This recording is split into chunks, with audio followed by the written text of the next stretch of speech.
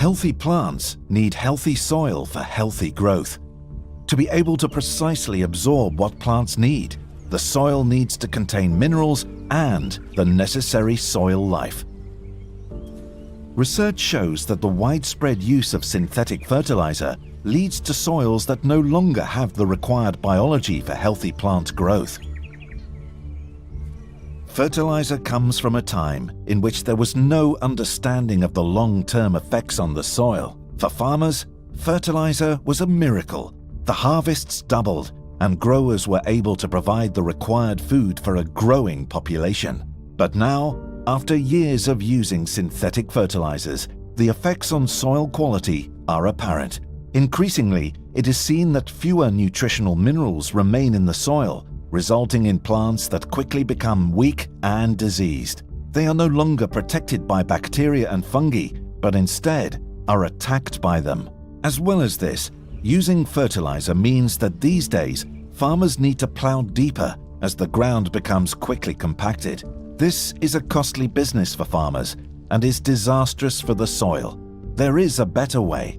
It is not widely known, but the roots of plants are able to develop more easily in an environment rich in old roots. Here you can see the current plowing method, in which the soil is turned to 25 centimeters. This means that the plant really struggles to reach the thousands of passageways that other plants have created with their roots. They often don't even reach through the plow pan, which is caused by plowing the land with heavy machinery. A surface cultivation method can offer a solution to this. This shallow soil processing means that the roots are quickly able to access the passageways left by decomposing roots. In this situation, they only have to work really hard once they reach the extremities of the passageways. This means that they can root deeper year after year and ensures that there is even more soil and water available for growth. Dealing with diseases by spraying does little more than suppress symptoms. A healthy plant is able to keep most plant diseases out. In response to the negative effects of using fertilizers, pesticides are used to save the harvest.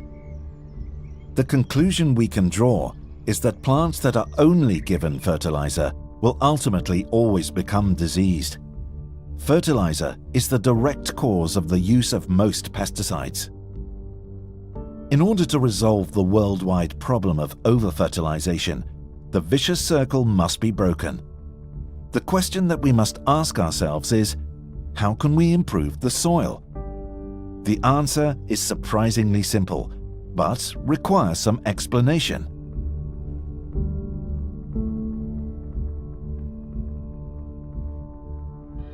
Just like every other organism on the planet, a plant does not function independently. Health and growth depends on a partnership between specialist bacteria and fungi. Plants, fungi and bacteria form a wonderful system based on trading products. How does it work? Fungi and bacteria supply nutrients from the soil that would otherwise be hard to reach. In exchange for this, plants supply sugars in the form of glucose. To explain this system, we will explain bacteria and fungi separately.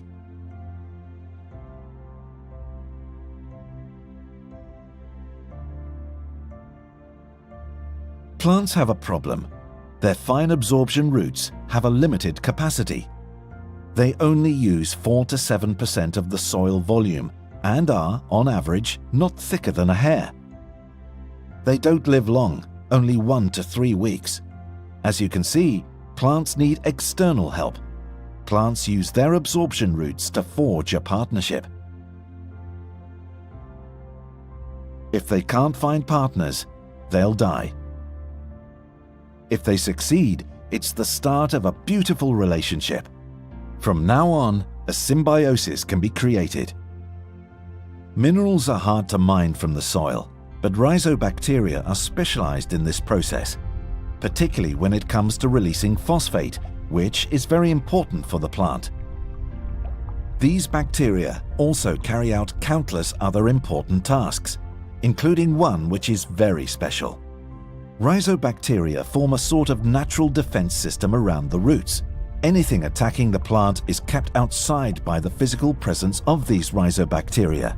They ensure that there is no room for disease-causing bacteria.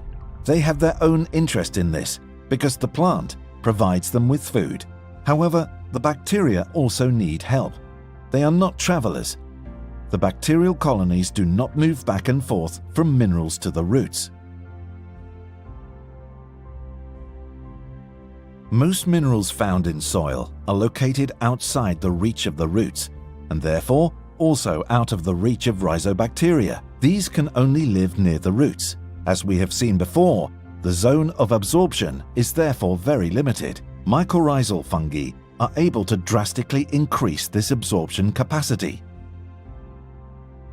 It may sound like a modern development, but it's not. The fungus has always existed, but due to modernization, its role has been neglected. Due to many years of using synthetic fertilizers, mycorrhiza is only very sporadically found in agricultural soils. Mycorrhizal fungi have always lived in symbiotic relation with the plant roots. Mycorrhizal fungus forms a living connection within the roots and creates an absorption and transport system. This is essential for healthy plant growth. Mycorrhiza in the roots is just as normal as chlorophyll in the leaves. This is beyond doubt. As stated before, the absorption roots of plants are 0.2 mm thick. This means that they can only grow in macropores, as shown here.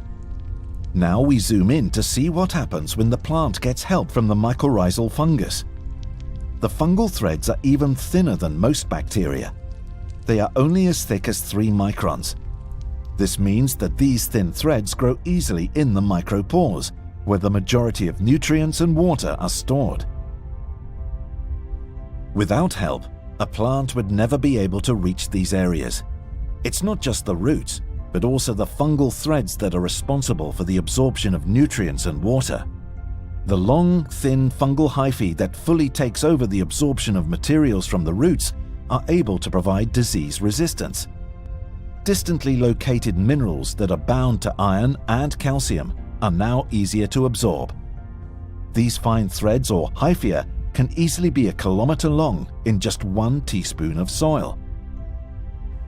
Mycorrhizal fungi cause absorption capacity to be 7 times higher in average. This means that growing can be done with less water and that weeds have far less chance to thrive due to competition for space. The benefit to the fungi is the glucose produced by the plants.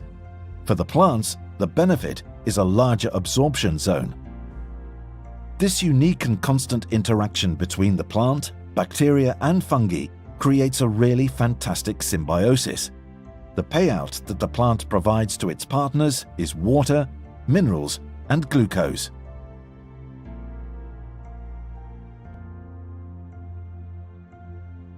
The partnership between soil and roots requires healthy soil biology. Healthy soil contains organic matter from dead leaves, dead roots, and dead animals. This dead organic matter is broken down in nature by soil life to become humus. This creates a great deal of food for soil life, and the soil retains plenty of CO2. Years of using fertilizer has caused the humus to disappear from agricultural land. You could think of humus as the battery of the soil. It's where the energy is stored, the energy that the soil life needs to do its work. Without the humus, it is almost impossible to achieve natural soil recovery.